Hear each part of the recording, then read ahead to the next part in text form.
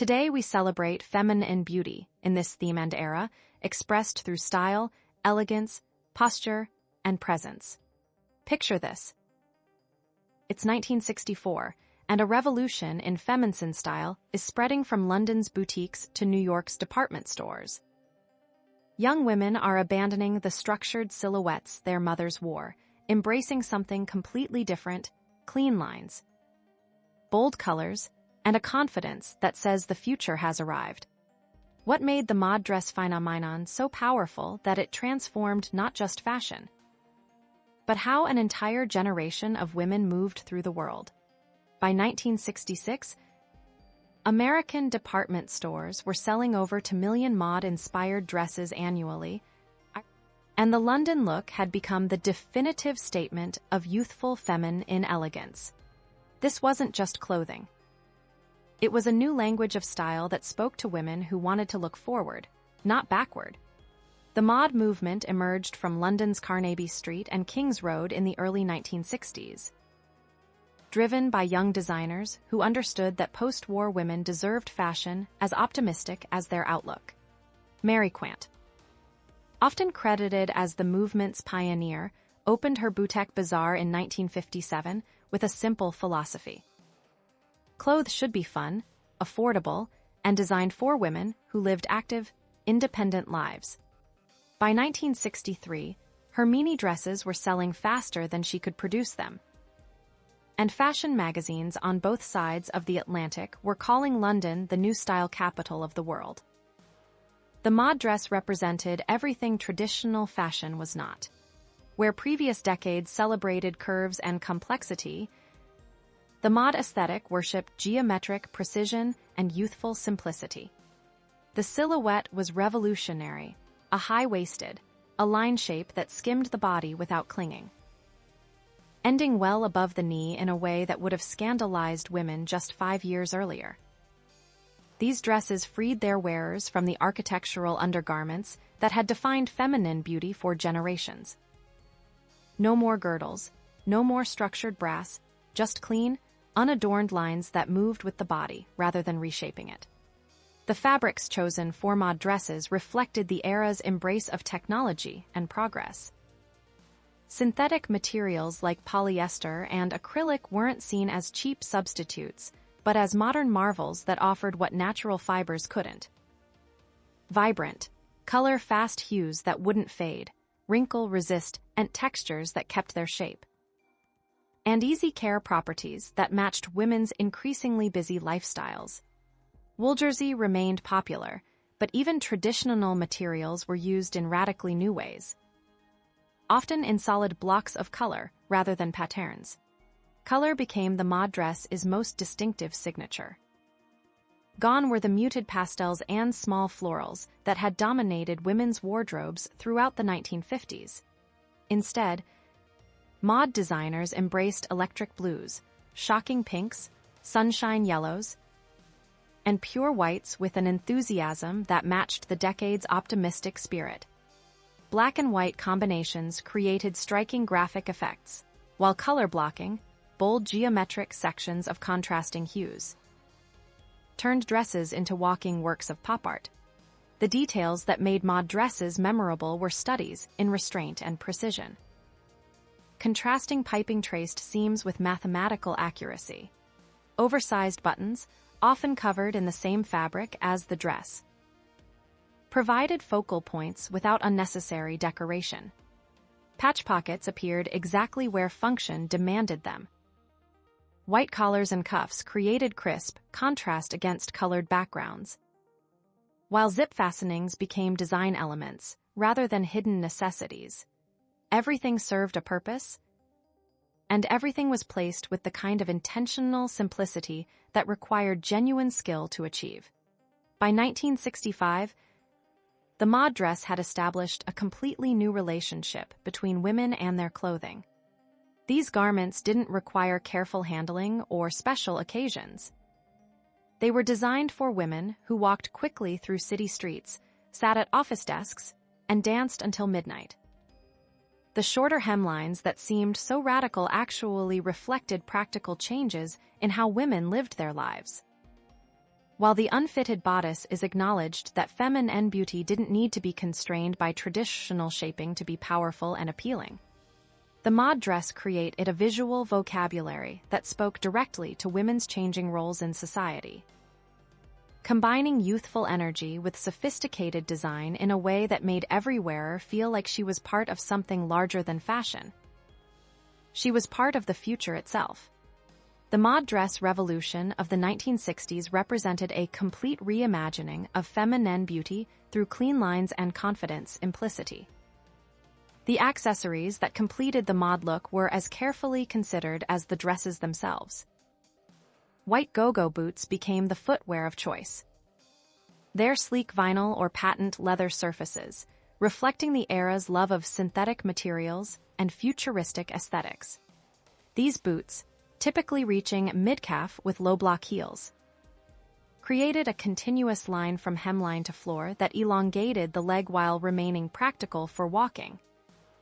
When paired with opaque tights in bold colors, hot pink, electric blue, or stark white, the effect was both playful and sophisticated.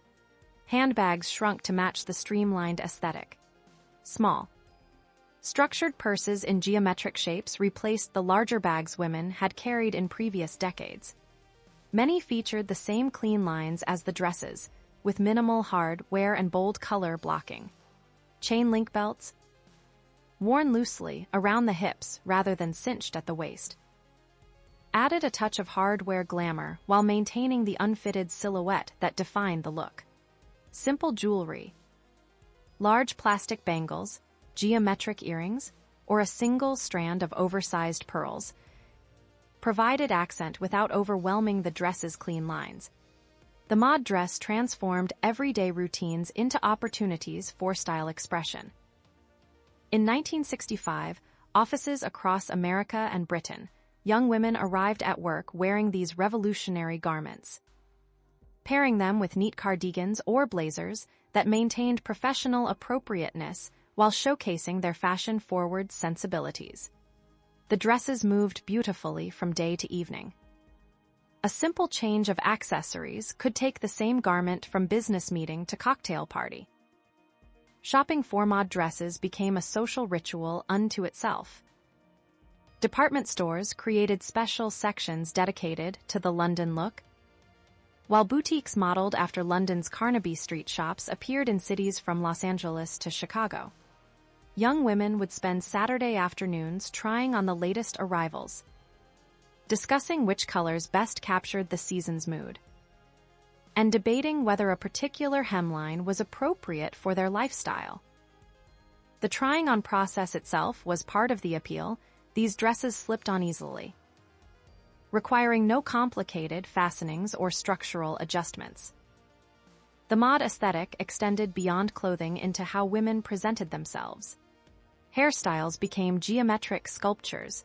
The precision cut bob, often called the Vidal Sassoon cut after the London hairdresser who perfected it, framed faces with mathematical accuracy. Makeup emphasized eyes with heavy liner and pale lips, creating a doll-like perfection that complemented the dress's clean lines. Even posture changed. Women stood straighter, walked with more purpose, and carried themselves with a confidence that matched their clothing's bold simplicity. Television appearances by British models and actresses wearing mod dresses created instant style moments that American women rushed to recreate. When Twiggy appeared on American television in 1966, wearing a simple shift dress and her signature pixie haircut, department stores across the country reported increased sales of similar styles within days. The mod dress had found its perfect ambassadors in young women who embodied the look's combination of innocence and sophistication. Evening variations of the mod dress incorporated elements like metallic fabrics, subtle sequin details, or contrasting trim, but always maintained the essential simplicity that made the style so appealing. These dresses didn't compete for attention. They commanded it through their confident restraint and perfect proportions. The impact of this feminine revolution extended far beyond individual wardrobes. influencing everything from interior design to advertising, as the world recognized that young women's taste for clean, modern aesthetics represented more than just fashion. It represented a completely new way of seeing beauty itself. The mod dress phenomenon of the 1960s created a lasting legacy that redefined feminine beauty through geometric precision and youthful confidence. The cultural impact of the mod dress extended far beyond fashion magazines and boutique windows. By 1967, major American retailers like Saks Fifth Avenue and Lord O.C. Taylor had created entire departments dedicated to the London look, while smaller specialty shops across suburban America stocked simplified versions that brought the aesthetic to women who had never set foot in Carnaby Street. Television commercials began featuring models in mod dresses to sell everything from cosmetics to household appliances. Recognizing that this particular expression of feminine style had become synonymous with modernity itself, the influence spread through unexpected channels. Interior designers noted that women who embraced mod fashion often requested similar aesthetics in their homes: clean lines, bold color blocks, and minimal ornamentation. Magazine editors discovered that featuring mod dresses on their covers consistently boosted newsstand sales, particularly among readers under 30.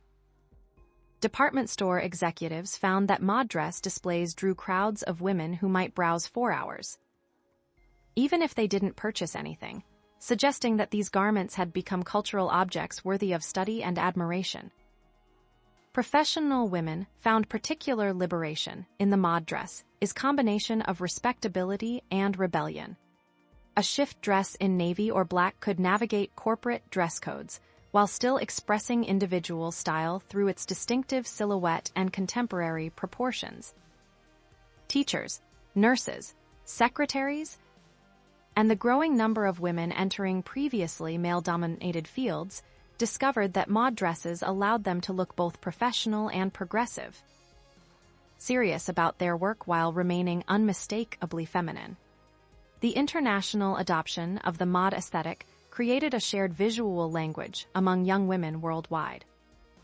From Tokyo department stores to Paris boutiques, variations of the London look appeared with local adaptations that maintained the essential elements while reflecting regional preferences.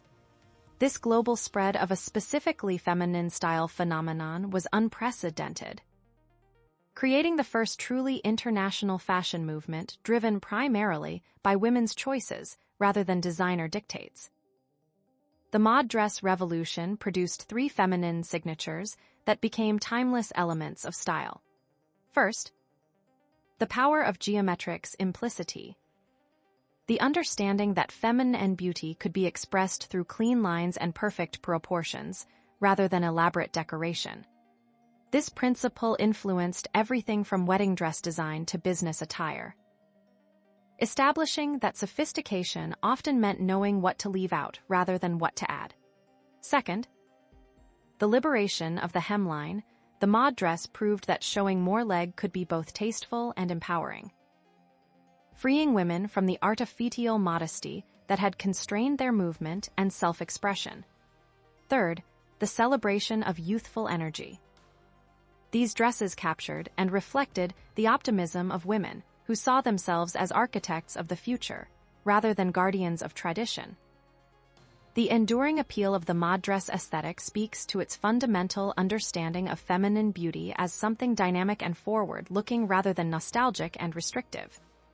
Modern designers continue to reference the clean lines, bold colors, and confident simplicity that made 1960s mod dresses so compelling, recognizing that this particular expression of feminine style solved problems that remain relevant today. How to look professional yet approachable, sophisticated yet youthful, fashion-conscious yet practical. The mod dress revolution taught an entire generation of women that beauty could be both powerful and comfortable, that style didn't require sacrifice, and that the most memorable looks often came from confident simplicity rather than elaborate construction. These lessons continue to influence how women approach fashion today, proving that the London look of the 1960s created more than just a trend. It established new possibilities for feminine expression that remain as fresh and appealing now as they were when they first appeared on Carnaby Street over 60 years ago.